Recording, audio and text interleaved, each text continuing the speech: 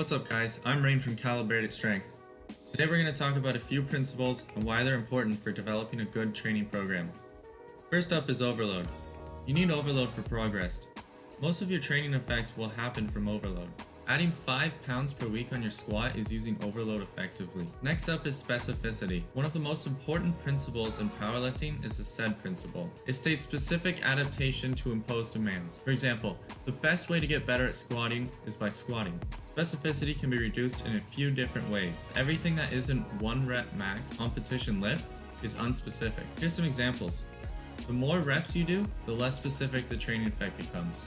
Adding an area of extra force production, for example a pause deadlift or a pin squat, there is more force required at the pause of the deadlift or off the pins on the squat, making it less specific. Adding bands or changing the angle of the lift like an incline bench, changing your grip or stance, and changing the speed like in a tempo squat are all effective ways to reduce specificity. Next is fatigue management.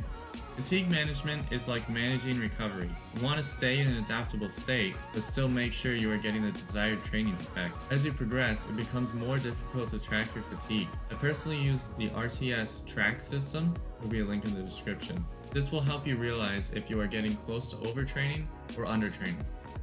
Variation. There's a principle called the repeated bout effect. The more you do a competition squat, the less adaptable competition squatting becomes.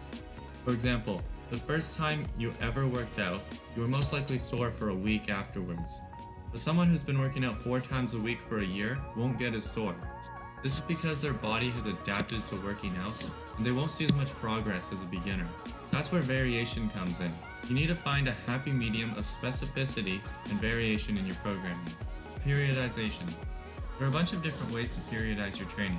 Periodization is basically just keeping all of the principles balanced, and it isn't as important as the other principles. So now that we know these principles, how do we apply them to our training program? We need to find a balance between overload and fatigue management, specificity, and variation. This will be different from everyone and needs to be monitored. Start with a basic template and experiment with what works best for you. We've covered 5 important principles, why they're important, and how they should be balanced in your training program. Make sure to subscribe for more videos and follow me on Instagram at calibrated_strength.